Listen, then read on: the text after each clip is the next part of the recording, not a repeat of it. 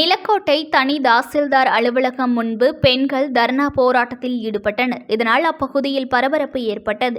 திண்டுக்கல் மாவட்டம் நிலக்கோட்டை அருகே உள்ள செங்கட்டாம்பட்டி பகுதியைச் சேர்ந்த மணி மனைவி மாரியம்மாள்.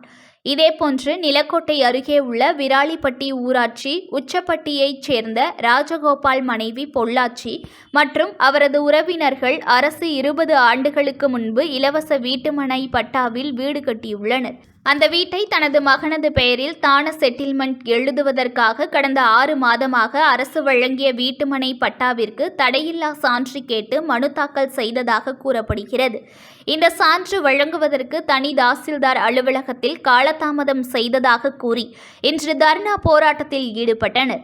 உடனே தனி தாசில்தார் சிவக்குமார் தர்ணா போராட்டத்தில் ஈடுபட்ட பெண்கள் மற்றும் அவர் உறவினர்களிடம் அனைவரும் கலைந்து செல்லாவிட்டால் புகார் செய்து உங்களை ஜெயிலுக்கு அனுப்பிவிடுவேன் என்று வாக்குவாதத்தில் ஈடுபட்டார். இதனால் அப்பகுதியில் பெரும் பரபரப்பு ஏற்பட்டது. இதுகுறித்து நிலக்கோட்டை போலீசார் விரைந்து வந்து நடவடிக்கை எடுப்பதாக உறுதியளித்தனர்.